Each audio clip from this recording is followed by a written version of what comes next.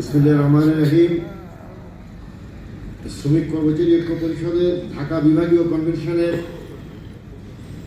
সম্মানিত সভাপতি, মঞ্চে উপবিষ্ট শ্রম কমিশনের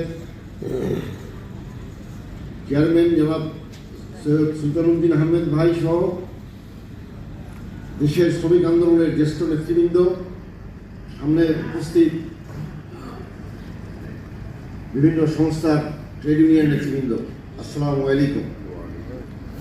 এখন বক্তব্য দেওয়ার কোনো সময় নেই, টাইমটা এভাবে আসছে আর কি। আমরা কেন পারতেছি না যদি আমরা প্রশ্ন করি নিজেকে, আমরা আগে যেভাবে সংঘবদ্ধ ছিলাম এখন আমরা সেভাবে সংঘবদ্ধ নই, এটাই আমার কাছে মনে হয়। এখানে বক্তারা কেউ কেউ বলেছেন এই স্বৈরাচার বিরোধী আন্দোলনে এখানে যত লোক শাহাদাত বরণ করেছেন তার 70 থেকে 80% মানুষ শ্রমজীবী এবং বাংলাদেশ জাতীয়তাবাদী শ্রমিক দলের পথধারী প্রায় শতাধিক আমাদের সহকর্মী এই 36 জুলাই আন্দোলনে শাহাদাত বরণ করেছেন। তাহলে নিশ্চয়ই তারা একটা উদ্দেশ্যে এই শাহাদাত বরণ করেছেন।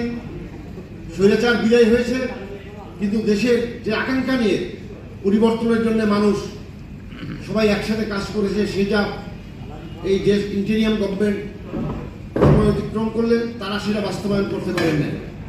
আমরা অনেক আশাবাদী ছিলাম।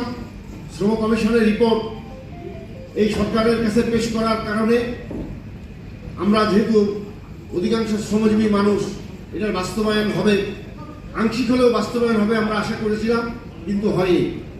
এবং সেজন্যে আমরা একটা যেভাবে একটা খুবই বড় ধরনের সংগ্রাম আন্দোলন করতে হয় সেভাবেও আমরা সংগঠিত হতে পারি নাই। আমি আজকে এই আপনাদের সকলকে অনুরোধ করতে চাই, আমরা সবাই 9 দফা দাবি এবং শ্রম কমিশনের রিপোর্ট বাস্তবায়নের জন্য ঐক্যবদ্ধভাবে সংগঠিত হয়ে আগামী দিনের যে আন্দোলন সংগ্রামের বাইরে অন্য কোনো দ্বিতীয় বিকল্প নেই। কারণ জাতীয় নির্বাচনে যে 3টি মেজর রাজনৈতিক দল এখন বা জোট, তারা শুধুমাত্র শ্রমিকদের প্রতিনিধিত্ব করে না, তারা সমাজের বিভিন্ন অংশের প্রতিনিধিত্ব করে।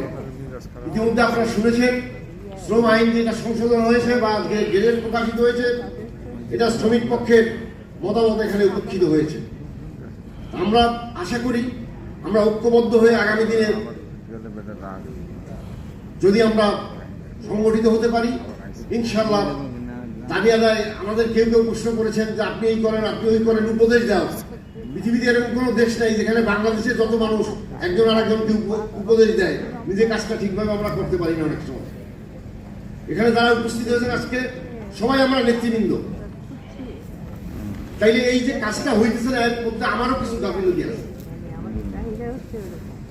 আমার গাফিলতিটা যদি না থাকে, আমি যদি ঠিকভাবে অসংগঠিত মানুষকে সংগঠিত করি এবং এই যে তথ্য আপনারা জেনেছেন 18 কোটি মানুষের 12 কোটি ভোটার, তার মধ্যে 8 কোটি শ্রমজীবী মানুষ, আমরা ঢাকার শ্রমজীবী মানুষগুলোকে যদি একসাথে সংগঠিতভাবে এখানে তাদের এই যে জাতীয় নিম্নতম মজুরি ঘোষণা করো, প্রত্যেক শ্রমজীবীর জন্য মর্যাদা করো, জীবন বিকাশ উপযোগী ন্যায্য মজুরি নিশ্চিত করো, এই একটা পয়েন্টের উপরেই আমরা যদি সবাই আজকে ঢাকার রাজপথে নেমে আসতে পারতাম, দাবি মানত না, এটা এরকম কোনো সরকার আছে? নিশ্চয়ই নাই। এবং সংগঠিত করে আমাদের আন্দোলন করার অভিজ্ঞতা রয়েছে এই ডায়াসে যে জাতীয় নেতৃবৃন্দ রয়েছেন। আমি আপনাদেরকে অনুরোধ করতে চাই, আমি একটা লাস্ট উদাহরণ দিয়ে আমি বক্তব্য শেষ করব। আমি শ্রদ্ধার সাথে, গভীর শ্রদ্ধার সাথে স্মরণ করতে চাই ঐক্য পরিষদের সাবেক কেন্দ্রীয় নেতা, বিদ্যুৎ শ্রমিক দলের এবং বিদ্যুৎ শ্রমিক ইউনিয়নের প্রতিষ্ঠাতা সাধারণ সম্পাদক, সাবেক শ্রমিক দলের সাধারণ সম্পাদক জনাব মোহাম্মদ জাফর হাসান সাহেবকে। কারণ আপনারা জানেন 96-তে যখন আওয়ামী লীগ ক্ষমতা এসেছিল, তারা পূর্ব পরিকল্পনা করেছিল ভারত থেকে বিদ্যুৎ আমদানি করবে, কিন্তু আমরা তখন ইউনিয়ন থেকে বলেছিলাম জাফর সাহেবের নেতৃত্বে যে আমরা দেশের বিদ্যুৎ ব্যবস্থায় এখানে উৎপাদন স্বয়ংসম্পূর্ণ করেন, আপনি ভারত থেকে বিদ্যুৎ আনার দরকার নাই, বাংলাদেশের মানুষ আপাতত ভারতীয় বিদ্যুৎ চায় না।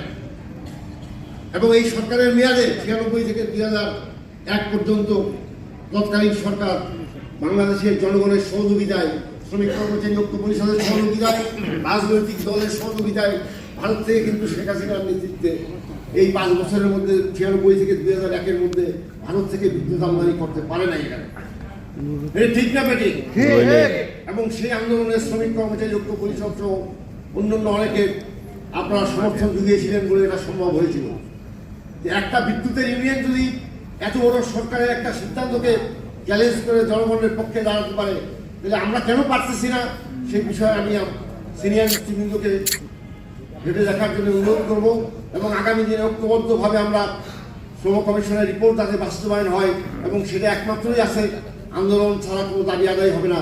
সে পথে কীভাবে যাওয়া যায় সেই বিষয়ে আমি কর্মসূচি নেওয়ার জন্য অনুরোধ করে, এবং যে নির্বাচন রয়েছে, আমি একজন জাতীয়তাবাদী দলের কর্মী হিসাবে আগামী 12ই ফেব্রুয়ারি যে জাতীয় নির্বাচন, সেই নির্বাচনে আমার দলের পক্ষ থেকে যে নির্বাচনে যারা দাঁড়িয়েছেন জাতীয়তাবাদী দলের পক্ষে, আমি বিশ্বাস করি আগামী দিনে একটি কল্যাণমুখী রাষ্ট্র হিসাবে বাংলাদেশ প্রতিষ্ঠিত হওয়ার একটা সুযোগ আমাদের সামনে এসেছে।